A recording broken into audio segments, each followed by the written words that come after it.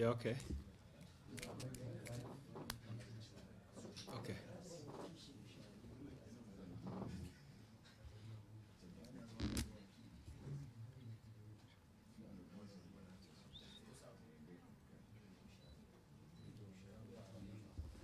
Hi, ready? Good afternoon, members of the press. First of all, let me take this chance to welcome all of you to this office. Honorable Mr. Leto has been asking me to launch the office. So, so I decided that today let us launch the office. But first of all, let me say that this office is one of the most vibrant offices in Parliament. And I know that the previous office holders have been engaging you more robustly during the budget making process. But I think this is going to be the first engagement that I have with you. And first of all, let me ask you that we work together as an office. And secondly, to say that we have come to the, basically we are starting the budget process for 2025-2026. As you are aware, the estimates were presented to Parliament 2 weeks ago by the executive. And so the estimates are with us. And over the last 2 weeks, various departmental committees have been engaging with the government agencies so that they can be able to finalize the estimates before being presented to my committee. So from tomorrow, my committee will begin sitting and we'll be listening to departmental committees on their estimates that they want us to approve. So I would like to ask the members of the media to join us starting tomorrow as we begin to go through the figures. But let me first of all say that I am very happy to address you and to say that this is a responsibility that I'm very ready for. As you're aware, I've been in budget committee over the years since I joined Parliament in 2017. And so I'm very much conversant with the budget process. And so my commitment, as I've said before, is that we are going to have a different way of doing budget, where we are going to have a budget that addresses critical issues of the economy, issues that affect the ordinary lives of Kenyans. But more importantly, this budget process is going to ensure that we have equity in the budget making process. In the past, budget committee has been accused of running a sectarian budget or unfair budget. But my commitment to you is that as you will come before us, you will see that we are going to have a budget that is going to address all aspects, all Kenyan needs, all regions, all ethnic groups. And so that's the first commitment I wanted to give you. I also wanted to highlight to you some of the issues that are under discussion as we are going through the budget. One of the issues that you are aware is being discussed more is the fact that the economy continues to borrow. Each and every year, the economy continues to borrow, and public debt has become a concern for many people, and especially lawmakers, policymakers. I wanted to share that budget and fiscal deficit are things that must go together. There is no budget, there is no economy that is running a budget that is 100% funded. Any economy, any household must be able to borrow for them to fund budgets. And therefore, I want to dissuade Kenyans that borrowing is going to be part and parcel of a budget making process. But something that I need to highlight is that over the years, especially in the previous regime, the previous regime engaged in wanton borrowing, so that by the time this new regime came into office, we were talking about budget deficits of 8%, fiscal deficit of 8% to GDP. If you check your records properly, you realize that in 2020, 2021 financial year, 2022, 2023 financial year, we were handling a budget deficit of up to 8%. But since this new regime came into force, this deficit has been coming down substantially. And in this financial year, we are talking about a budget deficit of, fiscal deficit of 4.5%. So if you follow up, if you want to track that progress in fiscal deficit, you see that we have come down by about 4%. So I wanted to tell Kenyans that this is very progressive, extremely progressive, because it means that now we are trying to live within the boundaries of our means.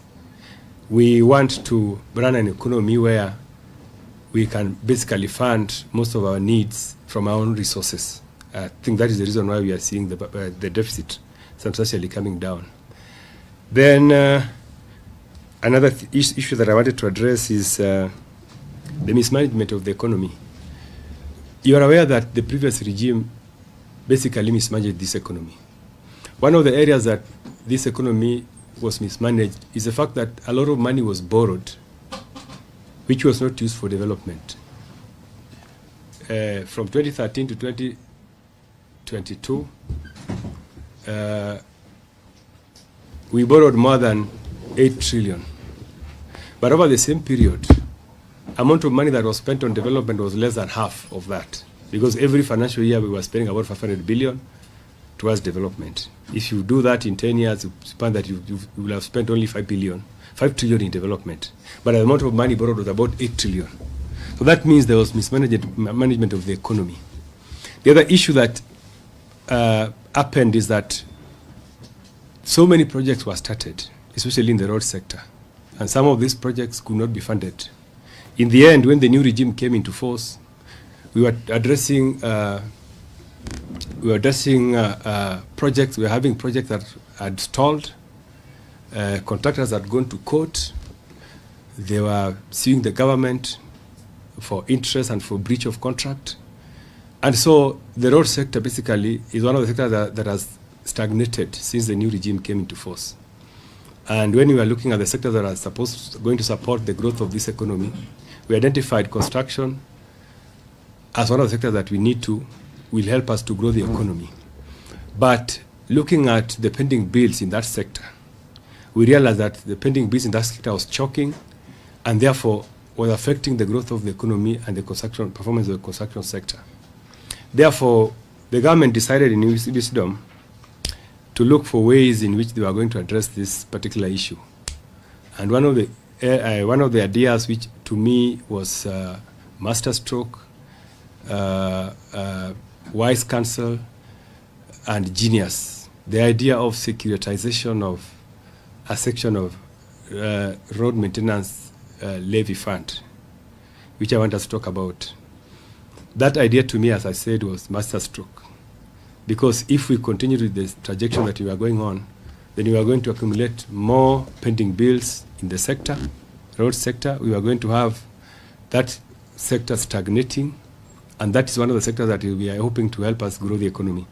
So the government was going to get to a stage where the government was going to stall. The economy was going to stall. So when this idea was mooted by this regime, most of us felt that this was one of the best ideas that was going to help us address those challenges. Unfortunately, some members of parliament, some opposition leaders think that this is one of the scandals that they are talking about. So I want to address this particularly and say that before this idea was brought, there was sufficient consultation. I want to take issue with my predecessor because my predecessor is saying that this is one of the scandals in the making. So I want to say that this idea was mooted when the former chairman of Budget Appropriations Committee, my brother Njoro, was the chairman here. And he was one of the people who participated in conceiving this idea. He supported it. And as I believe today, and as he believed then, that this idea was going to help us resolve the challenges we're having in the sector, as I've explained. And so I take issue with him for recently proclaiming himself that this securitization of RLMF is also a scandal and is going to confer and increase the borrowing portions that this country economy is not able to manage. I want to say this for two reasons. One, I have looked at the performance of the resources that have been achieved from securitization of RMLF. And to date, as you're aware, because you are Kenyans, you know that contractors, most of them have gone back to the sites that they had abandoned over 1 year ago. Because we have done negotiations with the contractors, and some of them have agreed, actually most of them have agreed, first of all, to waive interest that they were charging on their balances. They did that, up to 40%. The other issue is that they have gone back and they have said that they're not going to stop work because we are hoping that as we raise more resources from RMF, these funds is going to be used to complete these projects. So I want to challenge my predecessor that you need to give us a better reason why you think this method of jump-starting this sector is unworkable. But from where I think, my view is that I think one of the reasons we are against this is because of the manner in which, the transparent manner in which this process is being done, and the fact that the resources that are being realized from securitization of RLMF is being spent equitably across the country. We have had a budget office where, as I've told you, budget is not shared equitably. You know, budget goes to one section of the country. I want to say that under my leadership, because I'm also presiding over the distribution of these resources, the RLMF resources are being shared equitably. All contractors across the country have gone back to their sites because everybody is receiving the resources the resources are meant for Kenyan projects. So I wanted to challenge my brother Ndindi Nyoro that please, we beseech you to run away from tribal bigotry in sharing of natural resources. It cannot be about one tribe, it cannot be about one region. Allow the country to move on by embracing equitable sharing of public resources so that every part of this region can benefit, because this country belongs to all of us. I also want to add that in this financial year alone, we are going to spend about 1 trillion in interest payment for public debt. 1 trillion. 1 trillion. This is a substantial amount of money. It has never been spent before. Now, look at the amount of resources that we are going to, that would have been used to address the challenges we have in the education sector, in the health sector. Had Uhuru Kenyatta not mismanaged this economy, we would not be talking about 1 trillion being payment to interest payment. So even when people, challenge us, when people challenge us and people challenge the government to show what they're doing with public resources, we want to challenge them, especially the people who are in government, the previous regime, that please, you should be ashamed of yourself. You should be ashamed of yourself. You should come and tell us, if you borrowed 10 trillion, what did you do with that 10 trillion? And because we are now collecting resources, which we are supposed to spend the resources in development of the economy, in the health sector, Today alone, I have received about 600 SMSs from UHC staff that are asking me to provide resources for their confirmation. We cannot do this because we are spending all these resources in payment of interest on public debt. So I think these are the cracks of the matter in budgeting, in terms of budgeting for this financial year. And it is important for Kenya to know that this is this position where we are. We want people to criticize us positively, without tribal bigotry, without ethnicizing leadership. We want people to be broad, in the way you think about the country. And I think this is a challenge I wanted to give my brother Ndindi Nyoro. Please be broad in the way you think about the country. The fact that you are no longer the chairman of budget does not mean that you want to throw mud at everything that was done, even when you were here as the chairman, and you willingly put your signature on them. You supported them publicly, and you said these projects are good, these programs are good for the country. Therefore, members, this is really the message I wanted to give you, unless somebody has a question.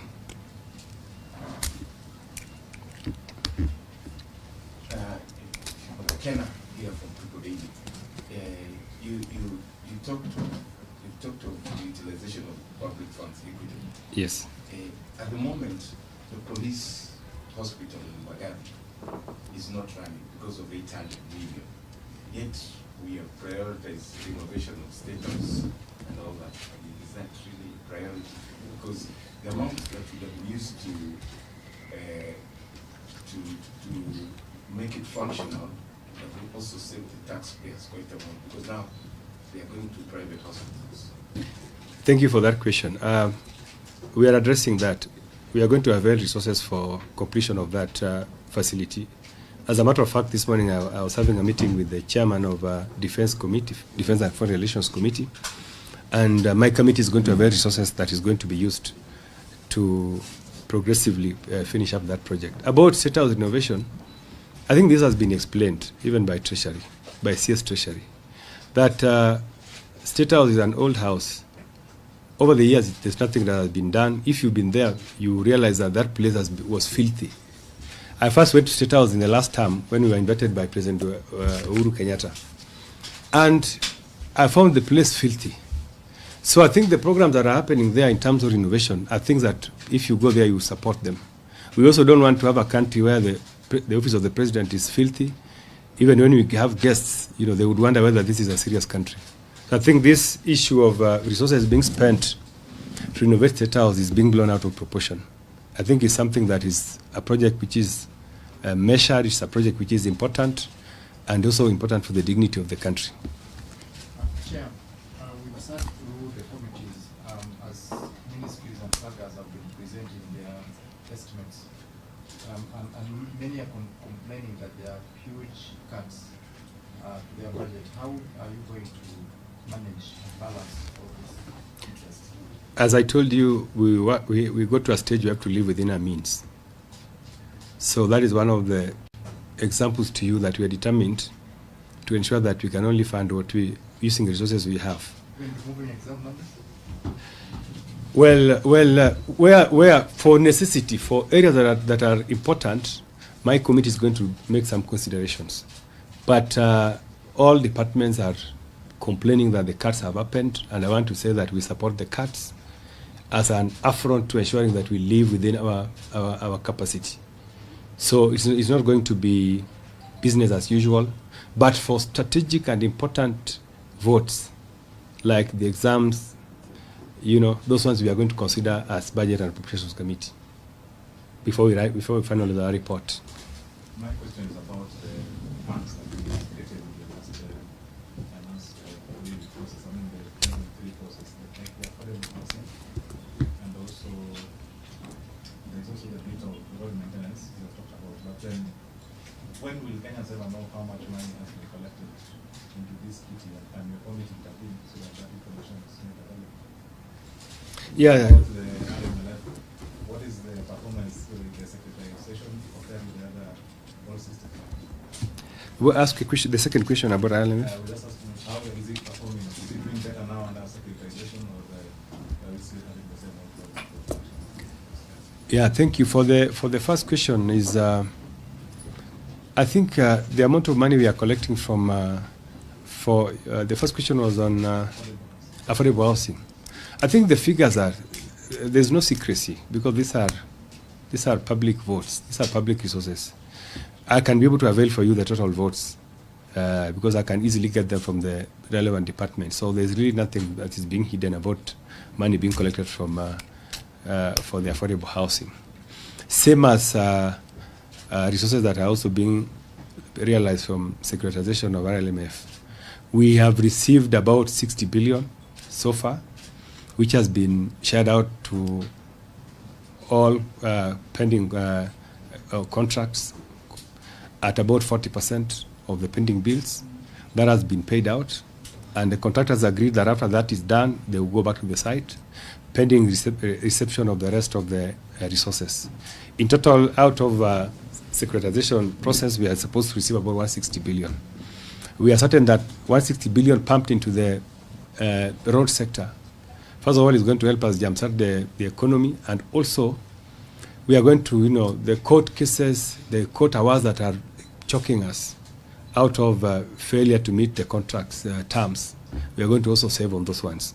So I think this is very, very progressive, and I think by end of the year, I will be able to give you more updates on how that process is going on. But we are sure that by the end of the year, half of the resources that we are expecting will have been with us, and you'll see the performance of the economy also getting a strong boost. My question is tied to what my senior Obuya raised a few weeks ago concerning the budget cuts. Your party leader Raila Odinga has been candid and consistent about the strengthening of the devolution, and even proposed a figure of 450 billion in the next financial year. And that TOT has equally backed that proposal, but the National Assembly and the Treasury have come up with 105 billion. Is there a gleam of hope that perhaps they might get something more than 4 or 5 billion in this financial year? Yeah, definitely there will be an increase, that I can promise. There will be an increase.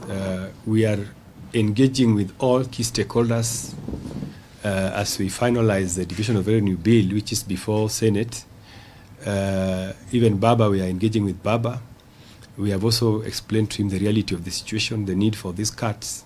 Because if the national government is going to experience those cuts, the cuts must also affect counties.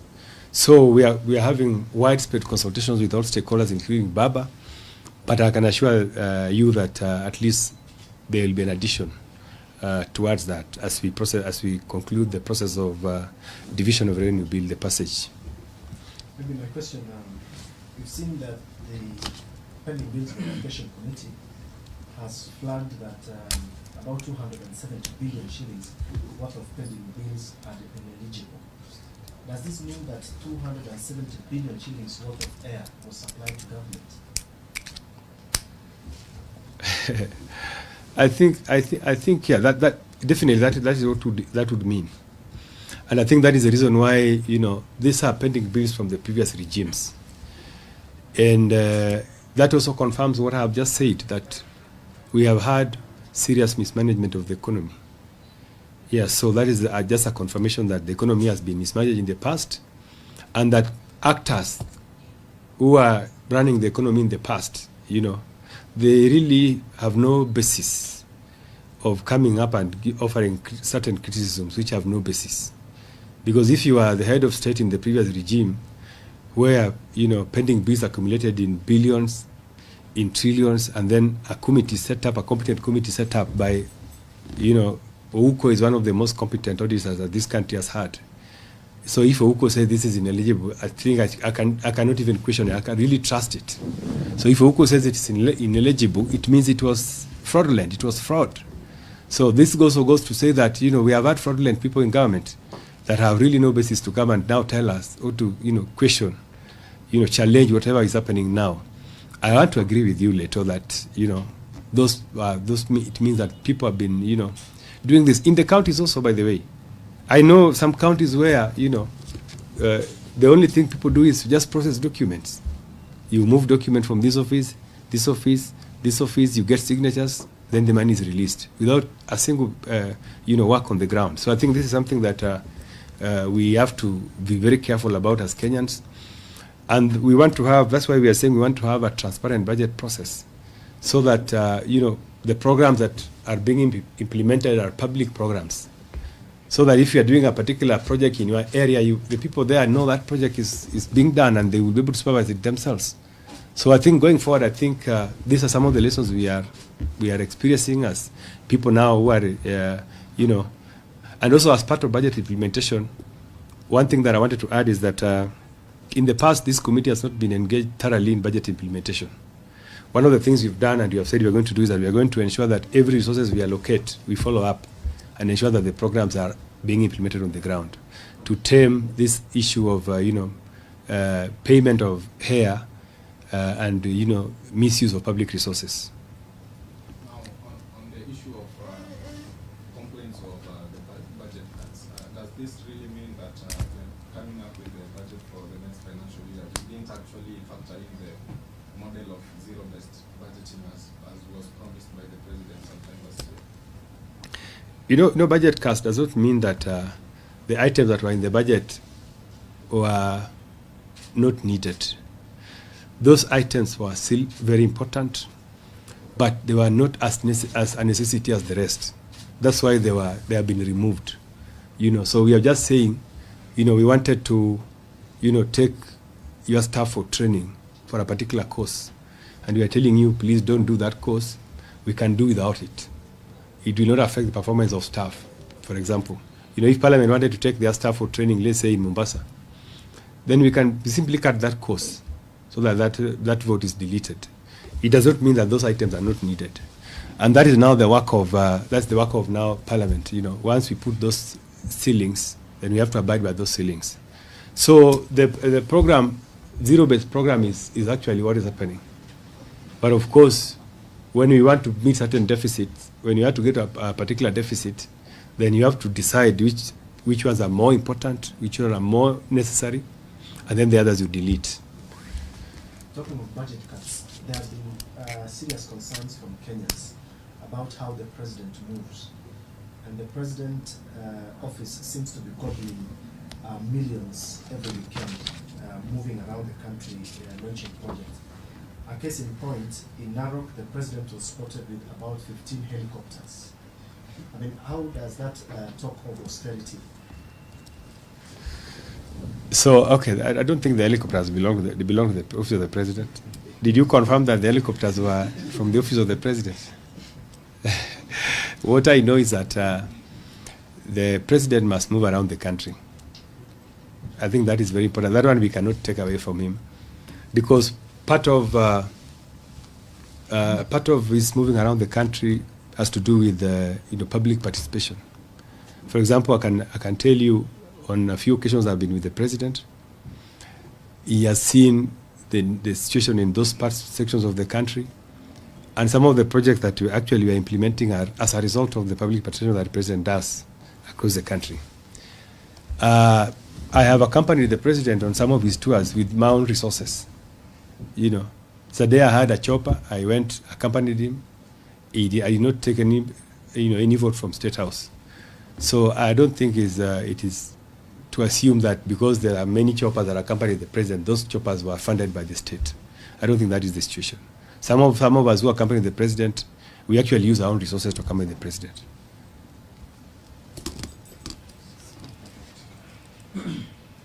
Any other question? Very good. Very good. So thank you very much. So you guys tomorrow, mutakuja huko. We are agreeing on the venue. We'll tell you before the end of the day. The venue. Sawa sawa. Sasa we have locked the office. Isn't it?